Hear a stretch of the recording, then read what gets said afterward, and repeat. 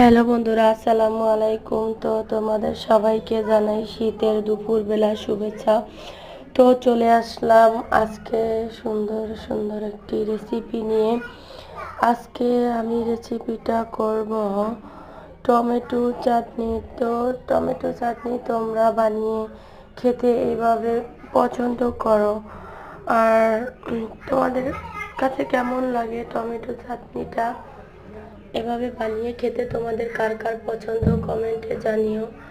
তো এভাবে টমেটো চাটনিটা বানিয়ে খেলে খুব মজা হয়।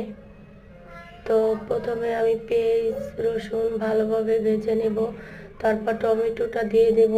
টমেটো দিয়ে কিছুক্ষণ নাড়াচাড়া করে টমেটোটাকে মিশিয়ে নেব পেঁয়াজ রসুনের সাথে। মেশানো ভালোভাবে হয়ে গেলে তারপরে একটু লবণ দিয়ে দেব, সামান্য পরিমাণে কাঁচামরিচ দিয়ে দেব, লবণ দিয়ে দেব, সামান্য পরিমাণে কিছু হলুদের গুঁড়া দিয়ে দেব। হলুদের গুঁড়া, লবণ, কাঁচামরিচ দেওয়া হয়ে গেলে টমেটোটাকে ভালোভাবে মেখে নেব। তো এইভাবে টমেটো চাটনি বানিয়ে খেতে তোমাদের কার কার পছন্দ?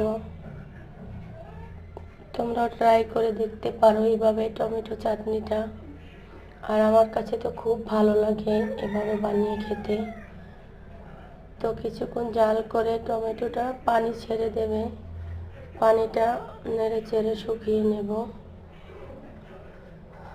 তো চুলার জালটা আস্তে রেখে মাঝারি আঁচে টমেটোটা ভালোভাবে মেখে নেব। তারপরে আস্তে আস্তে আস্তে টমেটোটা জাল হয়ে যাবে।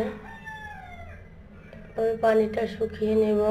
শুকিয়ে নেওয়া হয়ে গেলে ভালোভাবে টমেটোটাকে নেড়ে চেড়ে চুলার জালটা আঁচ করে দেব। এভাবে টমেটো চাটনি হয়ে গেল আমার। আর আজকে দেখো পাঁচ স্পেশালি খাবার। তো 6 আইটেমের ভর্তা দিয়ে আজকে ভাত খেলাম, দুপুরের খাবার এটাই। তো তোমরা এভাবে ট্রাই করে দেখতে পারো। আমার কাছে তো খুব ভালো লাগে।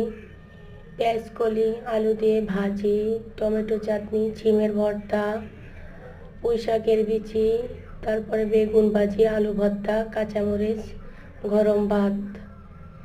এইভাবে খেতে আমার কাছে খুব ভালো লাগলো। তো তোমরা এভাবে বানিয়ে খেয়ে দেখো, খুব ভালো লাগবে।